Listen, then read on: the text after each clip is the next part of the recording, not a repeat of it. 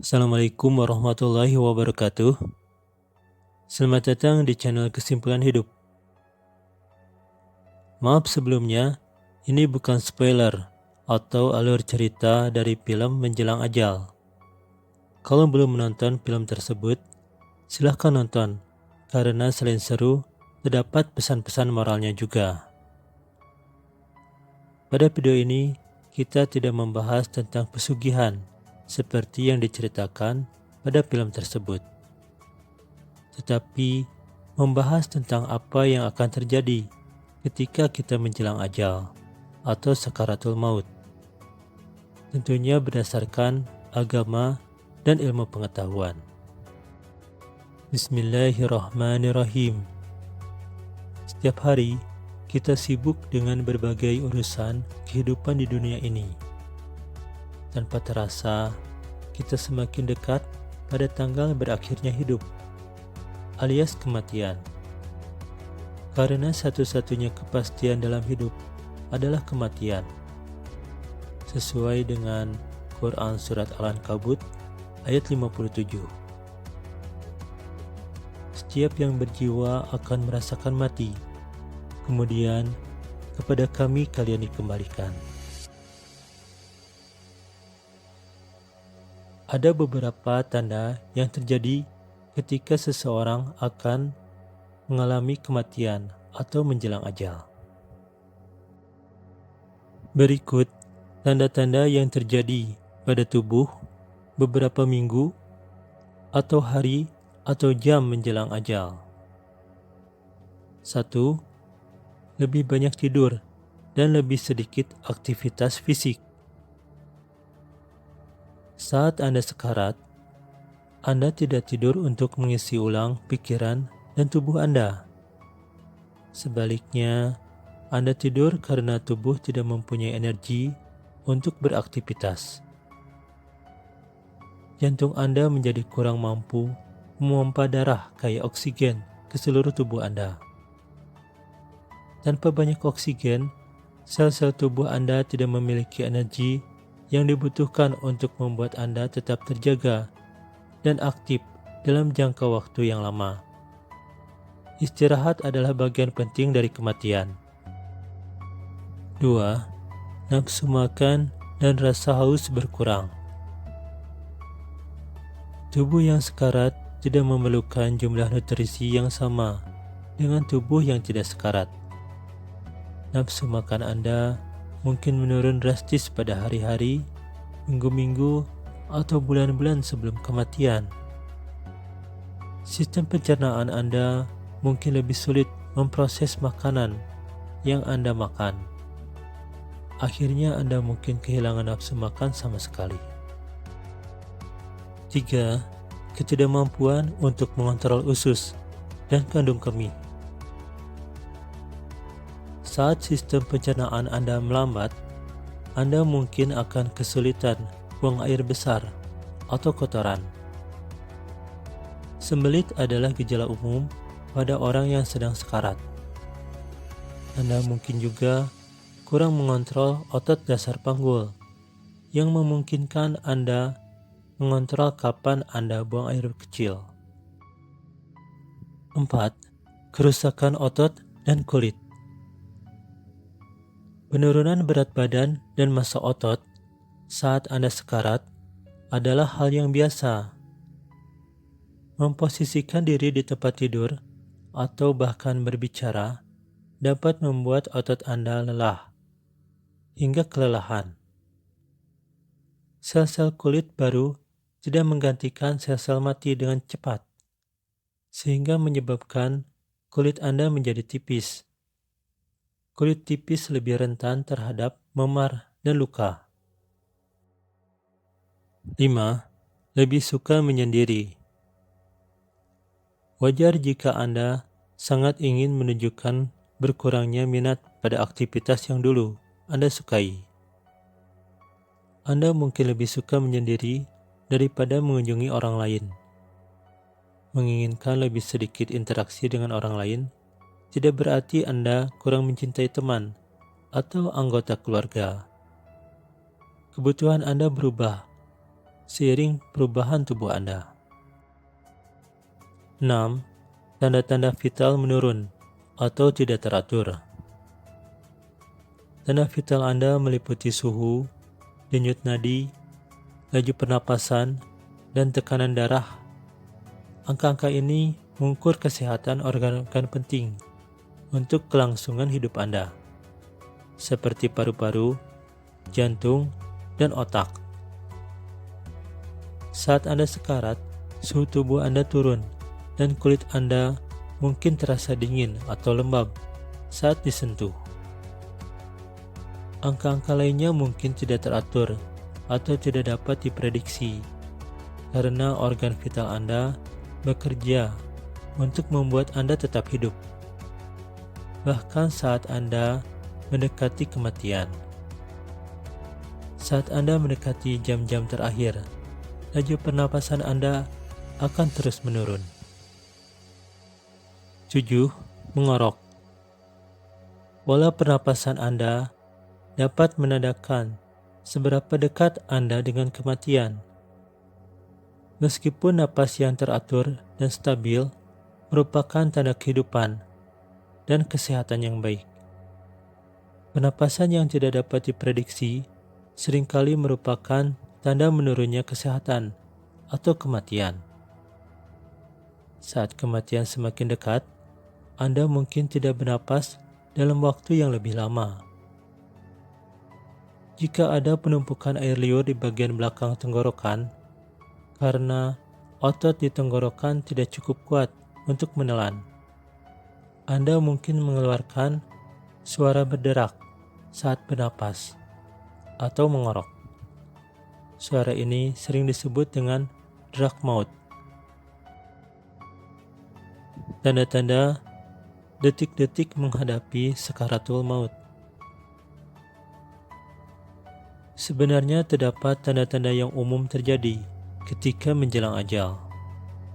Bahkan beberapa orang yang selamat dari kematian menceritakan pengalaman ketika mendekati kematian atau near-death experience. Berikut tanda-tandanya. 1. Kilasan kenangan yang diputar. Terdapat sebuah penelitian yang dipublikasikan di Frontiers in Aging Neuroscience. Pasien berusia 87 tahun menderita pendarahan di antara tengkorak dan kulit otak. Pasien tersebut menjalani operasi, tetapi beberapa hari kemudian dia mulai mengalami kejang. Dia terhubung ke elektroencephalogram atau EEG untuk merekam aktivitas otak guna mengobati kejangnya, menjadikannya penelitian pertama yang menggunakan penempatan EEG penuh pada pasien yang sekarat, kata Dr. Ajmal Jemar, salah satu seorang dari penulis penelitian tersebut yang berprofesi sebagai seorang ahli bedah saraf pada salah satu universitas di Amerika Serikat. Saat dilampirkan, pasien mengalami serangan jantung dan meninggal. Kami berada dalam situasi di mana kami memiliki rekaman dari hidup hingga mati yang kemudian kami lanjutkan dan analisis. Pasien sebelumnya telah memberikan persetujuan tertulis dan diinformasikan untuk berpartisipasi dalam penelitian ini, kata Jemar. Kami mengukur aktivitas otak selama 900 detik di sekitar waktu kematian dan menetapkan fokus khusus untuk menyelidiki apa yang terjadi dalam 30 detik sebelum dan sesudah jantung berhenti berdetak. Tepat sebelum dan sesudah jantung berhenti bekerja, kami melihat perubahan pada pita osilasi saraf tertentu yang disebut osilasi gamma, tetapi juga pada osilasi lain seperti osilasi delta, theta, alfa, dan beta. Osilasi adalah gerak yang benda sedemikian rupa sehingga datang dan pergi dari satu titik tertentu secara berkala.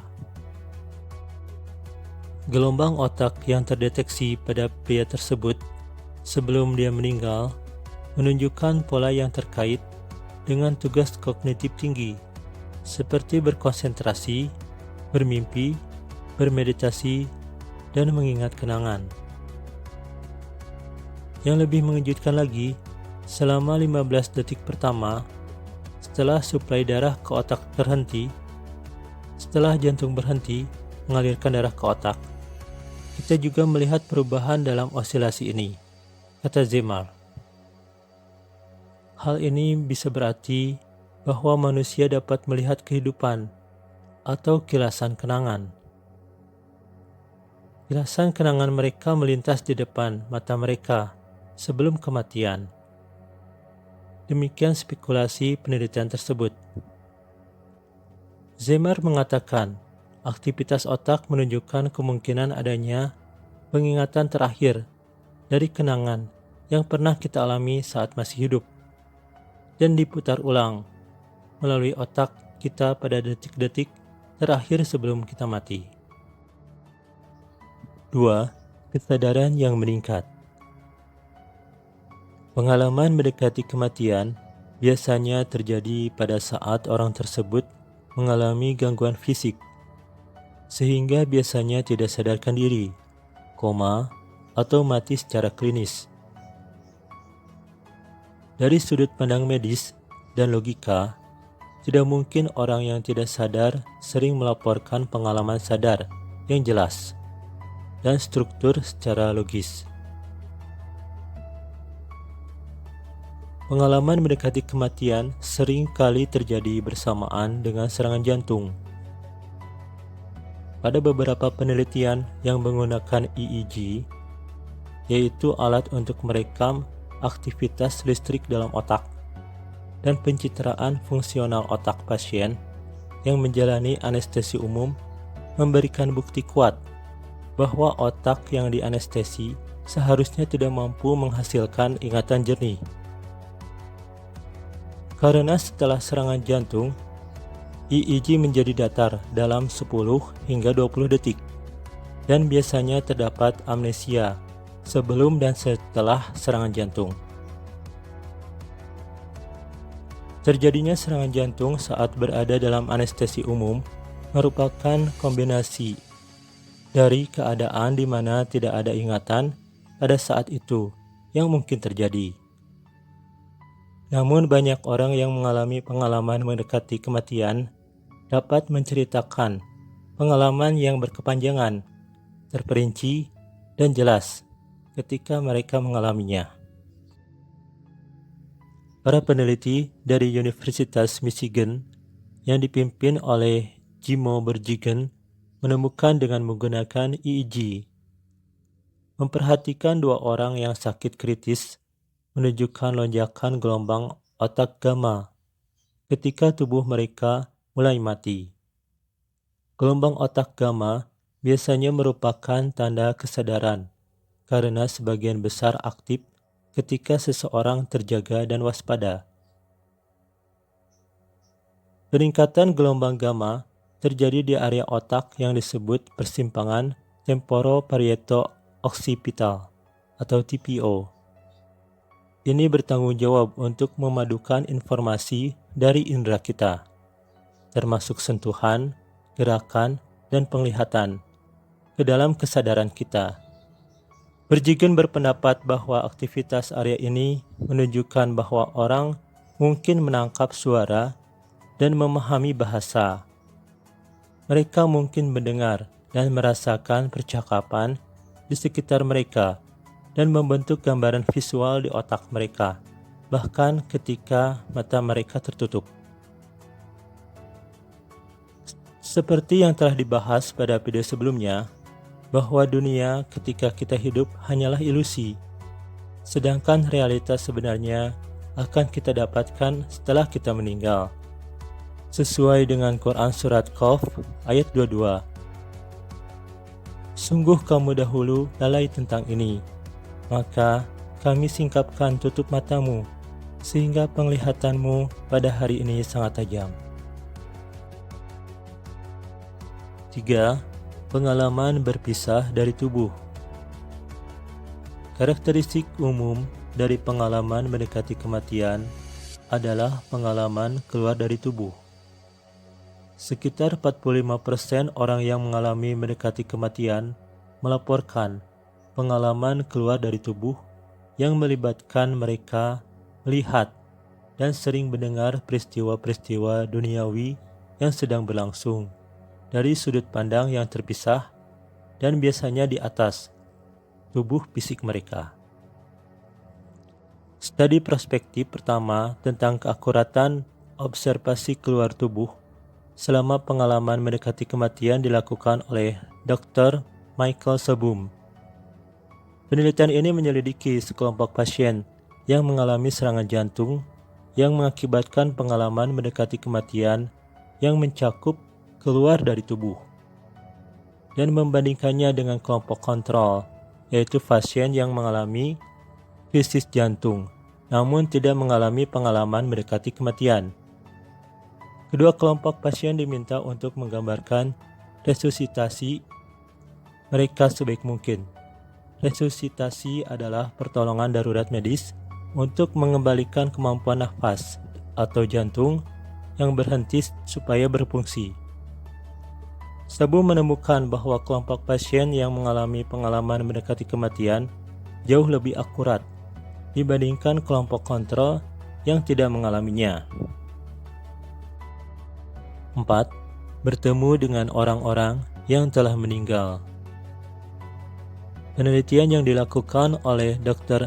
Emily Kelly meneliti bahwa pengalaman mendekati kematian sering menggambarkan perjumpaan dengan orang-orang yang mereka kenal dan telah meninggal.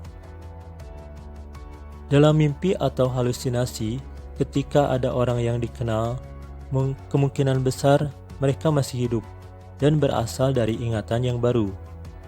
Hal ini sangat berbeda dengan orang yang mengalami mendekati kematian, di mana orang yang dilihatnya ketika mengalami pengalaman mendekati kematian selalu orang yang meninggal. 5. Kejernihan terminal.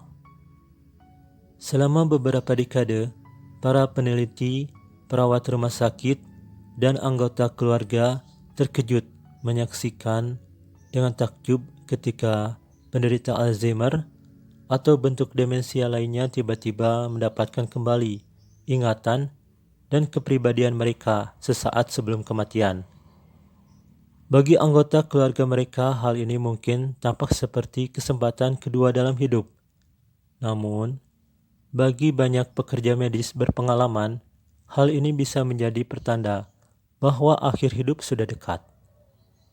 Christopher Kerr, CEO dan Kepala Petugas Medis di Pusat Rumah Sakit dan Perawatan Paliatif di Buffalo, New York, telah mempelajari penglihatan jernih dari beberapa ratus orang yang sakit parah. Dia mengatakan peristiwa ini biasanya terjadi dalam beberapa hari terakhir kehidupan. Kejernihan terminal umumnya ditandai dengan potensi penurunan keparahan gejala fisik individu. Misalnya mereka yang sebelumnya tidak mampu berbicara secara verbal atau mungkin memiliki kemampuan komunikasi yang terbatas, mungkin dapat memperoleh kembali kemampuan berbicaranya. Selain itu, mungkin ada peningkatan keceriaan atau minat baru dalam makan dan minum. Kejernihan terminal dapat memberikan pengalaman positif bagi anggota keluarga yang melihat momen kejelasan ini sebagai cara untuk menyelesaikan urusan yang belum selesai, mencapai penyelesaian, atau menegaskan kembali keyakinan spiritual. 6. Melihat terowongan putih. Biasanya saat jantung berhenti berdetak, seseorang melakukan CPR atau resusitasi jantung paru. Ini akan menyediakan sekitar 15% oksigen yang dibutuhkan untuk menjalankan fungsi normal otak. Jika Anda berhasil menghidupkan kembali jantung, seperti yang dilakukan CPR, otak Anda akan mulai berfungsi kembali secara bertahap, kata Dr. Samparnia, yaitu Direktur Penelitian Perawatan Kritis dan Resusitasi di New York City. Semakin lama Anda melakukan CPR, jalur kematian sel otak tersebut masih terjadi, hanya terjadi pada tingkat yang sedikit lebih lambat. Dr. Parnia dan rekan-rekannya telah mempelajari pengalaman mendekati kematian dalam upaya untuk mendapatkan wawasan tentang bagaimana kematian menguasai otak. Mereka menemukan gelombang listrik memasuki otak beberapa saat sebelum otak mati. Mereka berpendapat bahwa pengalaman mendekati kematian disebabkan oleh berkurangnya aliran darah, ditambah dengan perilaku listrik yang tidak normal dalam otak. Jadi terowongan cahaya putih stereotip yang sering dilihat oleh orang yang mengalami pengalaman mendekati kematian mungkin berasal dari lonjakan aktivitas saraf. Tentu saja kematian adalah aspek kehidupan yang paling mendalam dan misterius bagi kebanyakan manusia. Banyak dari kita juga terus bertanya-tanya, apa yang terjadi setelah kematian? Namun tidak ada jawaban untuk pertanyaan yang membingungkan ini, kecuali menjawabnya berdasarkan kepada agama. Namun seorang ahli onkologi radiasi di Amerika Serikat, Dr. Jeffrey Long, yang mengklaim telah mempelajari lebih dari 5.000 pengalaman mendekati kematian, percaya bahwa kehidupan ada setelah kematian, tanpa keraguan. Subhanakallahumma rabbana wa bihamdika maghfirli yata'awalu Quran. Konten ini hanya berbagi ilmu. Maaf jika dalam pembahasannya masih banyak kekurangan dan terdapat kesalahan. Terima kasih sudah menonton video ini. Semoga kita semua dalam keadaan sehat, jiwa dan raga, juga menjadi pribadi yang lebih baik. Referensi ada di deskripsi. Silakan kalau ada yang mau menulis komentar, saran atau kritik. Wassalamualaikum warahmatullahi wabarakatuh.